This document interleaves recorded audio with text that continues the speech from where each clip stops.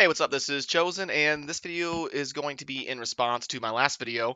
I'll have a link pop up on the screen if you haven't seen that yet. It was about how to make 1 billion gold in 5 minutes.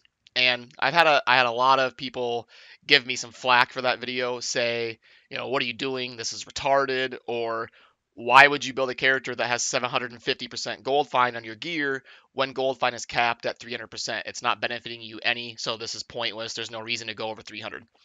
So, to the first point, I would respond by saying, if I look at all of the top players, let me show you here. We'll go to the leaderboards, 4 players, view profile, gold find character, like a 750% gold find character. So let's go to the next player, view profile, and has a gold find character. Let's go to the next player, profile, has a gold find character right here. So a lot of the top players on the leaderboard have gold find characters for this reason. I should have clarified in my last video. When I make a video, it's usually going to be directed towards people who want max efficiency, who are going for the #1 spot on the leaderboard, for people who want to win. If you're somebody who logs in once a week to just kill some mobs, there's nothing wrong with that. That's completely fine. But you're right. You should probably use your puzzle rings just to kill goblins and get what you can out of them because you're not going to need billions and billions of gold. Okay. But when you're the type of person or group that is speed farming GR 90s or GR 100s, it's important to have them empowered so you can get your gear augments and get those gem levels up as fast as possible because you're going to need like 15 of them so that you can build all your characters and augment your ancients. So, when I go to empower a Greater Rift 90, that's 61 million gold right there.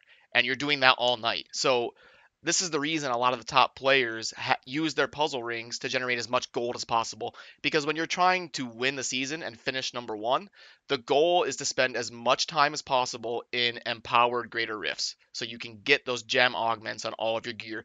We play hardcore, so especially in hardcore, when you're going to probably be losing some characters, you need as many gems at a high level as possible. So that's in response to the first point. For the second point, the people who say, why do you go over 300% gold find? There's no point. It's capped. That's wrong. It's completely wrong. But I know why they think that. Back in, I believe, 2012, Blizzard introduced Paragon levels. When Diablo was released, there weren't any Paragon levels. Now, when they added it in 2012, the Paragon was not account wide, it was character specific. So you would get a character to max level, which I think back then was 60, and then that character would start accumulating Paragon levels at a max of 100. And you would get 3% gold find and 3% magic find for every Paragon level, which means 100 Paragon levels times 3% each level. The max was 300%. You couldn't go over that. So the point of the Paragon levels was if you hit Paragon level 100, you're going to have max gold find and max magic find completely automatically on your character, and you don't have to worry about having it on your gear. So back then, 4 or 5 years ago, that was true. There was a 300% cap. Now there isn't. You still get a benefit from going over 300% gold find. And to prove this, I took off some gold find gear and left it down here, and I built this character to do the exact same run on T13, 3 puzzle rings, and I got 563 million gold on my character that has 313% gold find. So 313 is over that cap of 300, so I should be maxed out, right? Well, I got 563 million from 3 puzzle rings. Solo, everything the same. Now with my gold find gear on, where I go over that 300 cap, I have 768 gold find on this gear combined. And I got 976 million out of 3 puzzle rings. So I got 400 more million gold from just wearing the extra gold find gear going past 300. That 400 million gold is a big deal. I mean, that's a lot more empowered GRs that we can do all night. So going over 300 does benefit you, and anybody who tells you it doesn't is just wrong. And they were right 4 or 5 years ago, but that's not correct anymore. So yeah, That's kind of explains the logic behind why we use our puzzle rings for the gold.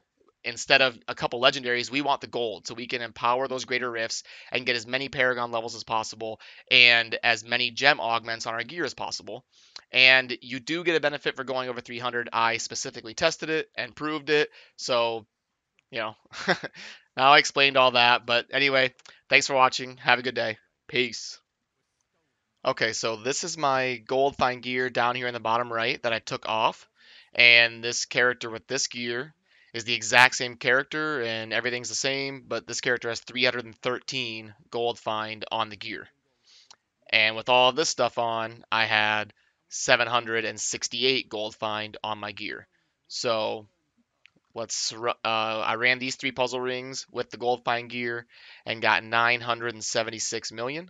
So let's run these three with the 300% gold capped gear and see if it changes at all and see if there is a benefit to going over 300%. Because if there's not, having this gear that adds up to 313 should give me pretty close to the exact same amount of gold. So let's run it and see.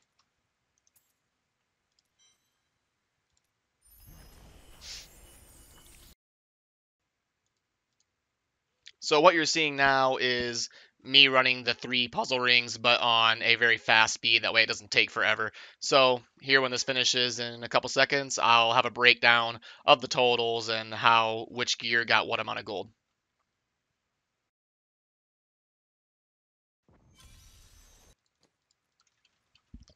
So here you're seeing that I ended this run with 3.526 billion, which was a profit of about 563 million. So about 400 million less gold than when I used my actual optimized gold find gear that went over that 300% cap.